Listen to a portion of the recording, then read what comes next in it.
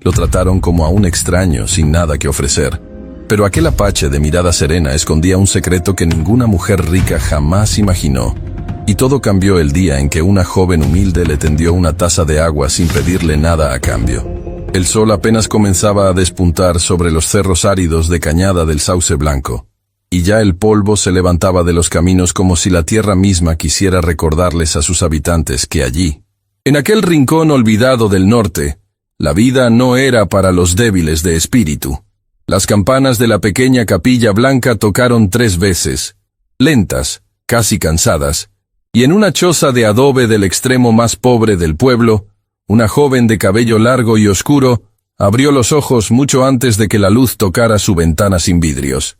Yaretsi Colmenares se incorporó en silencio, como cada mañana desde que tenía memoria, para no despertar a su madre. Doña Petronila ya había cargado en sus hombros más años de los que en realidad tenía, y Yaretsi se había prometido a sí misma, en el silencio de las madrugadas, que mientras ella tuviera 2 manos sanas, su madre nunca volvería a llorar de cansancio frente a un horno apagado.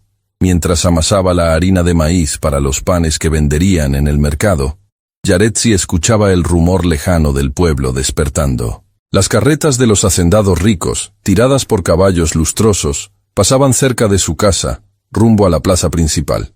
Yaretsi nunca levantaba la mirada cuando esas carretas pasaban. Había aprendido, desde muy niña, que para los Montenegro y para los demás dueños de la tierra, ella no era más que una sombra entre las sombras. Una hija de viuda, una costurera de manos ásperas, una más entre las muchachas humildes a quienes nadie miraba 2 veces. Y sin embargo, aquella mañana, algo en el aire era distinto. Algo que ella aún no podía nombrar, pero que ya empezaba a moverse silenciosamente entre las casas del pueblo. Fue Felipa Maldonado, su amiga lavandera, la primera en llevarle la noticia. Llegó corriendo descalza por el camino de tierra, con los ojos brillantes y la respiración entrecortada. Le contó que un forastero había llegado al amanecer caminando solo por el sendero del este. Un hombre alto, de cabello negro larguísimo, con una cinta roja sobre la frente y una pluma sujeta a un costado de la sien. Vestía un chaleco de cuero curtido, no llevaba caballo, no llevaba bolsas, no llevaba más que el silencio de su andar. Felipa juraba que cuando pasó cerca de la fuente, todas las mujeres se quedaron mudas, sin saber si esconderse o mirarlo de frente.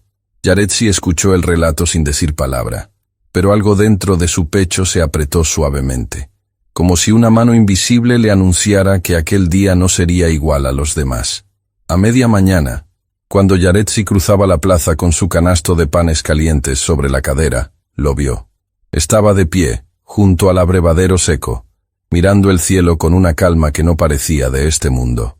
Era él, el forastero, y a su alrededor, como un círculo invisible, los habitantes de Cañada del Sauce Blanco lo observaban desde los portales, desde las ventanas, desde detrás de los carros. Nadie se acercaba, nadie le ofrecía nada, nadie le dirigía la palabra. En el rostro de aquel hombre no había rabia ni súplica, solo una dignidad serena, antigua, como si llevara siglos esperando algo que el resto del mundo había olvidado cómo dar. Y entonces, justo en ese momento, llegó la carreta de los Montenegro. Tirada por 2 caballos blancos, con los herrajes brillando bajo el sol, se detuvo en mitad de la plaza levantando una nube de polvo. De ella descendió Casilda Montenegro y Arrázola, la hija única del hombre más poderoso de la región. Llevaba un vestido de seda color marfil, guantes finos, y un parasol de encaje que sostenía sobre su hombro como si fuera un cetro. Sus ojos, fríos como 2 piedras pulidas, se posaron sobre el forastero, y su boca se torció en una mueca de desagrado tan visible que toda la plaza la notó. Sin decir palabra, Casilda giró el rostro hacia otro lado, como si el simple hecho de ver a aquel hombre le ensuciara la mirada. Detrás de ella, su capataz Lucindo Garrancho avanzó 2 pasos, y con voz lo bastante alta para que todos oyeran, le dijo al forastero que en aquellas tierras no se aceptaban vagabundos sin oficio ni nombre, y que sería mejor para él seguir su camino antes de que el sol llegara al centro del cielo. El forastero no respondió. Apenas inclinó levemente la cabeza, como quien acepta una indicación sin perder un solo gramo de su orgullo, y comenzó a caminar lentamente hacia la salida del pueblo. Yaretsi, desde el otro extremo de la plaza, lo vio alejarse con el canasto temblándole en las manos. Algo en aquel hombre la había estremecido. No era lástima, no era curiosidad, era otra cosa, algo más profundo, como un eco de algo verdadero en mitad de tanta apariencia. Y por primera vez en mucho tiempo, Yaretsi sintió que su corazón le ordenaba algo que su miedo no se atrevía a obedecer. Pasaron las horas, y el sol se volvió implacable sobre los campos de mezquite. Cuando Yaretsi terminó de vender los últimos panes y emprendió el regreso a su casa por el camino largo, lo vio nuevamente. Estaba sentado a la sombra de un árbol viejo, junto al sendero, con la espalda recta y el rostro polvoriento. Sus labios estaban resecos por el calor, y sin embargo, no había en él un solo gesto de queja.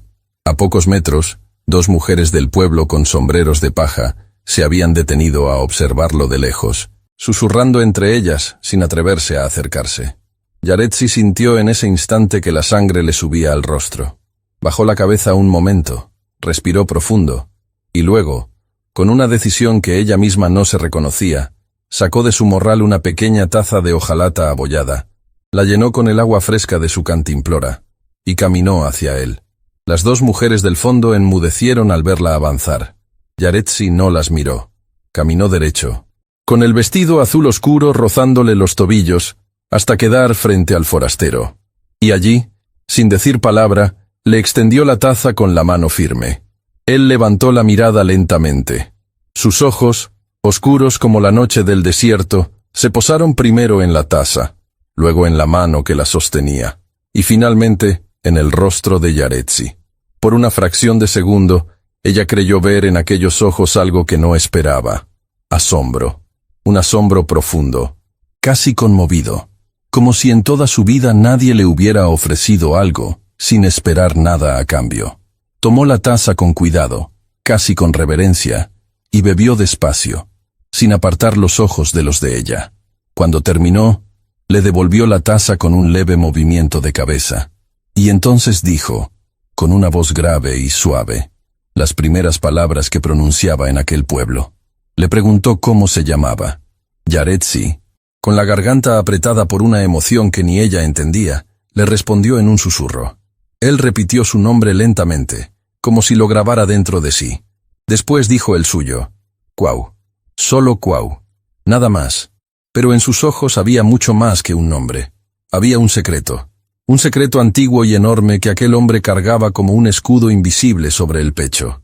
Yaretsi no podía saberlo todavía, pero acababa de entregarle a un desconocido, mucho más que una taza de agua.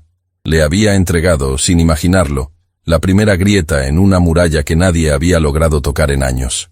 Y nadie, absolutamente nadie en Cañada del Sauce Blanco, imaginaba aún que aquel forastero polvoriento al que habían despreciado en la plaza, estaba a punto de poner el mundo entero de los Montenegro patas arriba.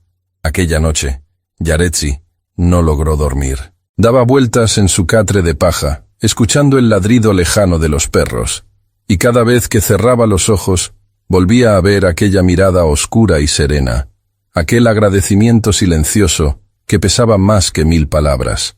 Sin saber por qué, acarició suavemente la pequeña taza de hojalata que había dejado sobre el cajón junto a su cama, y por primera vez en años sintió que su corazón latía por algo que no era el simple cansancio de sobrevivir. Lo que ninguno de los dos imaginaba aún, ni Yaretsi en su pobreza, ni Kwau en su silencio, era que el día siguiente traería consigo una tormenta de murmullos, miradas y sospechas que cambiaría para siempre el destino de los habitantes más orgullosos de Cañada del Sauce Blanco. Y todo, absolutamente todo, había comenzado con una simple taza de agua tendida bajo la sombra de un árbol viejo. A la mañana siguiente, Cañada del Sauce Blanco amaneció con un rumor extraño flotando en el aire. Las mujeres que iban al pozo se contaban en voz baja lo que habían visto el día anterior. Algunas decían que el forastero había desaparecido en el horizonte, otras juraban haberlo visto al amanecer, sentado en silencio frente a la pequeña capilla, como quien espera respuestas que ningún sacerdote sabría darle.